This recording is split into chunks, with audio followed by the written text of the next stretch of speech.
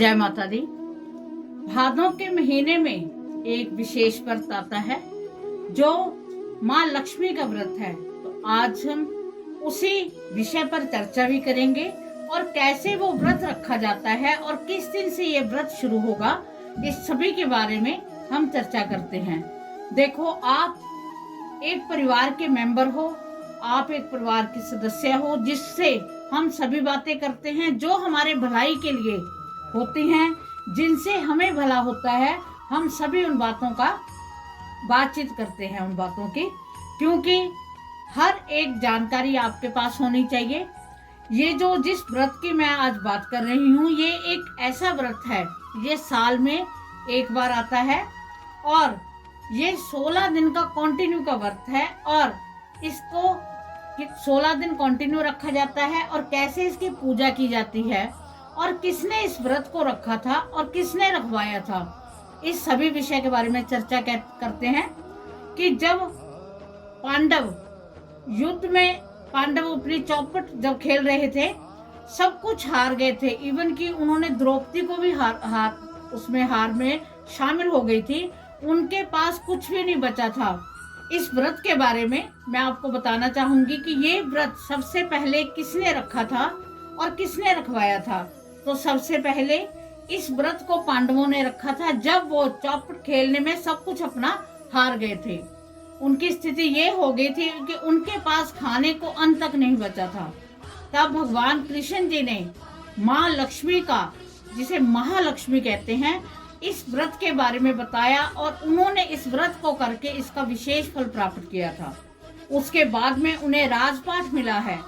कैसे कैसे उनको एक उम्मीद नहीं थी, कहाँ वो जंगलों में अज्ञात वास कर रहे थे और कहाँ माँ लक्ष्मी ने उन पर ऐसी कृपा की कि उनको वो राजपाट में शामिल हो गए, उनको राजपाट मिल गया। भगवान कृष्ण जी की जो कहते हैं कि आशीर्वाद मिल गया। तो भगवान कृष्ण जी ने इस व्रत का बताया था, तो तभी से ये चल रही है, प्रचलित है व्रत। जो इस व्रत को रखते हैं उनके घर से, चाहे वो कंगाली हो, चाहे वो गरीबी हो, चाहे किसी का खोया हुआ धन हो, आपको धन की कोई भी समस्या हो, इस व्रत के रखने से आपकी सभी समस्याओं का अंत होगा। ये व्रत बहुत सटीक है, चाहे कोई भी कितने भी कर्ज में हो। मैं स्पेशली फॉर उनके लिए कहना चाहूंगी कि जो कर्ज में बिंधे हुए हैं, उनको इससे व्रत रखने से आपको कर्ज से मुक्ति मिलेगी। जिनको मान सम्मान, जिनका खो चुका है, उनका मान सम्मान वापस आएगा।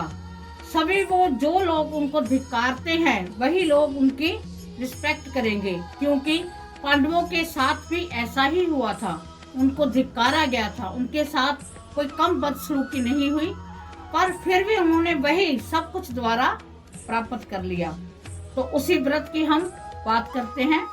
इस व्रत को, ये व्रत कब से शुरू हो रहा है और इसका कब समापन होगा, और इसका एक विधि बनी हुई है कि इसको 16 साल तक कंटिन्यू रखें। अगर नहीं तो ये व्रत 16 दिन का है, अब की बार 15 दिन का पड़ रहा है। तो लास्ट वाले दिन आप उद्यापन कर सकते हो कि अगर आपको लगता है कि 16 साल आप व्रत नहीं रख सकते, क्योंकि इसकी जो संख्या है वो 16 ही है, तो आपने, ये व्रत है, ये 22 सितंबर से शुरू हो रहा है और लकली भाग्यशाली दिन है, क्योंकि 22 सितंबर को शुक्रवार है और माँ लक्ष्मी का विशेष दिन है। उस दिन राधा अष्टमी है, अष्टमी का व्रत है। अष्टमी से ही, भादों की शुक्ल पक्ष की अष्टमी से ही ये आरंभ होता है और आगे जाकर ये अष्टमी को 6 अक्टूबर को अष्टमी पड़ रही है, तब इसका समापन होगा। तो उस दिन भी शुक्रवार है। तो इन व्रतों का विशेष महत्व है। तो आपने इन व्रतों के लिए क्या करना है, आपने धागा, सूती धागा, जैसे हम कहते थे, कच्चे सूत का धागा लेना है और उसको 16 बार मिलना है। 16 धागे कच्चे सूत के लेने हैं। हल्दी की गांठ से या उसे घिसकर उसे पूरा येलो कर देना है। उसमें 16 गांठें बांधनी है। 16 गांठें बांधकर आपने जो है वो अपने माँ लक्ष्मी जी के चरणों में चढ़ाकर उसे अपने हाथ पर भी बांध सकते हो, उसे वहां भी रख सकते हो। एक तरह का ये संकल्प है। तो आपने माँ गज लक्ष्मी की पूजा करनी है। गजलक्ष्मी के स्वरूप मिल जाते हैं। अगर नहीं भी है तो कोई बात नहीं, एक मिट्टी का हाथी लेकर उस पर माँ लक्ष्मी को विराजमान करें, वो गजलक्ष्मी का ही स्वरूप होती हैं। आपके घर में अगर है तो कोई इशू वाली बात नहीं, उन्हें रेड आसन पर बिठाकर उनको गजलक्ष्मी को विराजमान करें। और सुबह उठकर आप संकल्प लें कि मैं ये 16 व्रत माँ जगदम्बा, हे माँ लक्ष्मी, मैं आपके ये जो व्रत आ रहे हैं, जो भादों की शुक्ल पक्ष में जो अष्टमी को व्रत आपके शुरू हो रहे हैं, मैं आपके व्रत रखना चाहता हूँ। मेरी ये समस्या है, मुझे धन की समस्या है, मेरे ऊपर कर्ज है, मैं बहुत परेशान हूँ, मेरे इस समस्या को अब आप दूर कीजिए। मेरा ये व्रत है वो निर्विघ्न संपूर्ण हो। आपने भगवान गणपति जी का, आपको पता ही है कि वो घर घर में विराजमान हैं, और भगवान गणपति जी की प्रार्थना करने के बाद में आपने माँ लक्ष्मी को खीर का, बर्फी का, लड्डू का, पेड़े का, आप कोई भी प्रसाद का भोग लगा सकते हो, मेवा चढ़ा सकते हो, उनको फ्रूट जो ऋतु फल हैं वो चढ़ा सकते हो। आपने डेली उनको 16 दूब और जो है वो 16 गेहूं के दाने आपने डेली चढ़ाने हैं। 16 दुर्बा, दूब भी कह देते हैं, और 16 गेहूं के दाने आपने डेली उनको चढ़ाने हैं। और आपने श्री सूक्तम 16 बार पढ़ना है, या लक्ष्मी चालीसा आपने 16 बार पढ़ना है, या कोई भी मंत्र आप कर रहे हो उसे 16 बार नहीं, मान लो आप किसी मंत्र का जाप कर रहे हो, उसे 16 माला करनी है। आप देखना आपके घर में माँ लक्ष्मी विराजमान हो जाएंगी। माँ लक्ष्मी के मैंने अष्ट नाम इनके बताए हुए हैं, उन नाम की माला आप कर सकते हो, वो भी बहुत अच्छी है। अब उसके करने के साथ आप श्री सूक्त मैंने आपको बताई दिया है, कनकधारा स्त्रोत आप कर सकते हो, माँ लक्ष्मी का कोई भी मंत्र आप कर सकते हो। इससे माँ लक्ष्मी आपसे अति प्रसन्न होंगी और आपको वो आशीर्वाद देंगी। आप देखना आपकी जो समस्या है वो अवश्य ही पूर्ण होगी।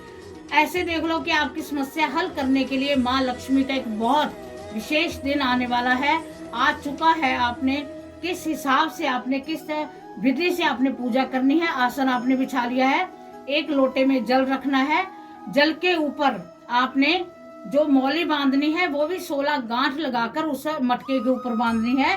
उसके ऊपर आपने 16 आम के पत्ते लगाकर उसे बांधना है। उसके ऊपर आपने नारियल रखना है, नारियल के ऊपर भी आपने 16 मतलब बार कलावा लपेटना है, और आपने 16 ही उस पर रुपए रखने हैं। ठीक है, 16 रुपए रखने के बाद आपका जो जो कार्य होगा वो आपके 16 आपने करने हैं। आप देखना, कहते हैं कि जब माँ लक्ष्मी का इस प्रकार से पूजन हुआ था, जब पांडवों ने किया था, तो उन्होंने माँ ने विशेष आशीर्वाद देकर उनकी सभी कंगाली को, सभी गरीबी को, सभी दुख को, दरिद्रता को, वो तो लोगों के घरों में काम करने वाले बन गए थे, और उनको फिर उसी मुकाम पर पहुंचा दिया जहां वो पहुंचना चाहते थे। अगर आपकी किस्मत की रेखा में वो मुकाम नहीं है कि आप धन धान्य से भरपूर हों, तो मैं आपको गारंटी से कहती हूँ कि आपकी किस्मत की रेखा भी बदल सकती है। अगर आप ऐसा करोगे तो माँ लक्ष्मी आप पर विशेष कृपा करेगी। भगवान गणपति जी के ये दिन है, भगवान गणपति जी के साथ माँ लक्ष्मी का एक सुयोग्य मेल है, तो आप इस उपाय को करें, इस व्रत को करें। अगर कोई व्रत नहीं रख सकता, कोई दिक्कत है, वैसे तो सभी को मैं ये कहना चाहूंगी कि व्रत अवश्य रखें। अगर कोई नहीं रख सकता तो इन 16 दिनों में प्याज लहसुन को छोड़कर एक समय वो नमकीन भोजन कर सकते हैं, और उसके साथ जो 16 बार आपको पाठ बताया है उस पाठ को कर सकते हैं।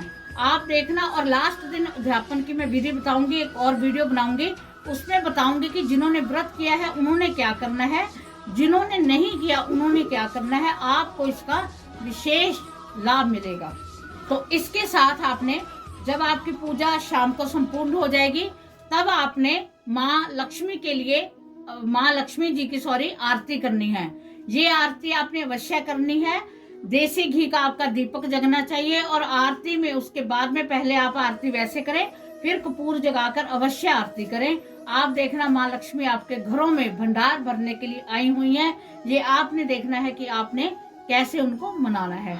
उम्मीद है कि वीडियो आपको पसंद आई होगी। अगर पसंद आई है तो चैनल को सब्सक्राइब करो, ज्यादा से ज्यादा शेयर करो, सभी बहन भाइयों को आगे बताओ कि ऐसा व्रत आ रहा है जिसकी विशेष महिमा है। कोई भी प्रश्न है आप मुझसे कमेंट में पूछ सकते हो, आपके प्रश्नों का उत्तर अवश्य मिलेगा। तो इसी के साथ माँ लक्ष्मी आप पर विशेष कृपा करे। जय माता।